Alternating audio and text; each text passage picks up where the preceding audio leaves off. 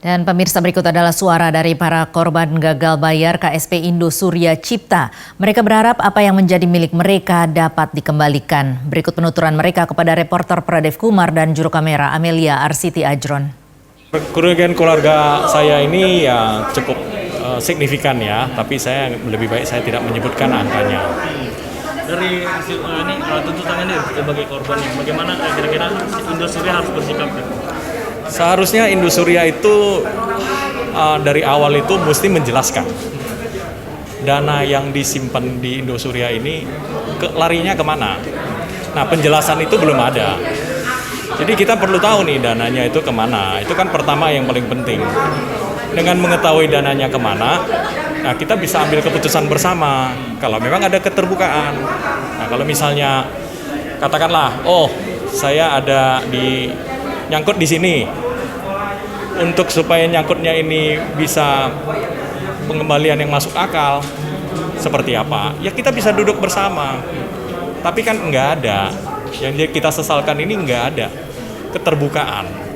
Jadi kita ini jadinya pikirannya kan jadi macam-macam. Jadi belum terlihat ada itikat baik ya dari pihak industri. Ya justru karena nggak ada itikat untuk menunjukkan secara terbuka dananya itu ada di mana. Kalau ada itikat menunjukkan itu kan kita bisa memaklumi sebenarnya. Kalau masalah aliansi korban Indonesia kan meminta DP deh Bang. Sebenarnya bagaimana? Karena menurut kita ini kami merasa duitnya ada. Jadi menuntut DP itu ya sesuatu yang sangat-sangat wajar. Kalau tidak ada DP berarti nggak ada itikat untuk mengembalikan. Sesederhana itu aja kok. Jadi kalau ada DP berarti ada itikat mau membalikan. Karena kan kita nggak jelas nih dananya di mana. Kalau dananya misalnya nyangkut di mana, kita ngotot minta DP kan nggak bisa juga. Tapi kan ini kan nggak ada pertanggungjawaban dananya kemana. Sangat-sangat rahasia. Jadi ya kita menganggap berasumsi ini ada dananya. Kalau ada dananya ya kita minta DP. Saya kurang lebih sama istri 2,5 2,5 M. Ya. Nah, ini gimana Pak dari korban? Apa tuntutannya sekarang sama pihak Indosuria? Jadi kami mengerti kondisi Indosuria. Secara cash langsung mungkin tidak bisa. Tapi kami minta skema yang benar-benar berpihak. Jadi bukannya diundur sampai sekian tahun, 10 tahun. Dan kita juga semua menuntut adanya down payment. Ya, jadi kalau tidak ada down payment, kita juga tidak bisa terima skema yang kita anggap tidak layak lah untuk kami gitu. Jadi tetap minta ganti rugi dengan DP terlebih dahulu ya? Ini bukan ganti rugi, ini hak kami. Ya, hak kami. Kami tidak menuntut lebih. Ini hak kami hanya menuntut hak kami dikembalikan. Ya, jadi bukannya kami nuntut, bahkan kalau katanya bunga tidak dibayar pun, tidak ada apapun, kami anggap ya sudah.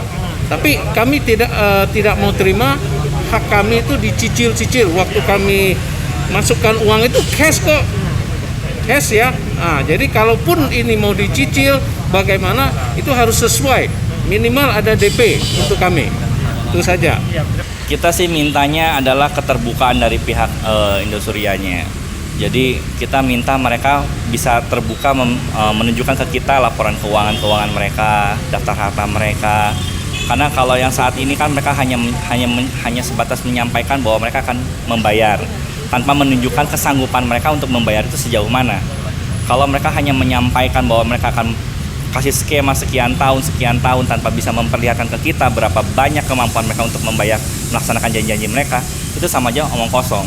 Kenapa sebagian nasabah juga menginginkan adanya DP, itu juga bentuk keseriusan mereka. Jangan sampai nanti kita hanya sepakat di perdamaian tapi ternyata semuanya kosong. Tidak ada kemampuannya, tidak ada bukti realnya. Nah, kalau sudah ada bukti 50% paling tidak itu kan bisa menenangkan para korban.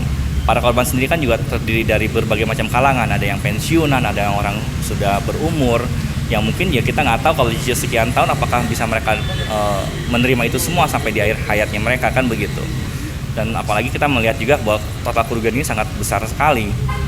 Dan kayak tadi hari ini juga di sidang hari ini pun, di rapat hari ini pun juga mereka hanya baru menyampaikan opsi perdamaiannya yang terbaru hari ini. Sedangkan kita terima yang tanggal 20 tanggal 26 kalau tidak salah. Nah, sedangkan mereka sedang menunjukkan yang sekarang tanggal 29.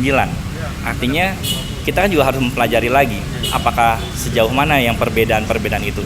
Tidak mungkin kita diterima proposal itu hari ini lalu kita putuskan hari ini juga, kan begitu. Makanya kita minta untuk mereka menunda dan kita tetap menuntut bahwa mereka untuk menunjukkan laporan keuangannya mereka dulu sehingga jelas, clear apa yang mereka kemampuan mereka untuk membayar.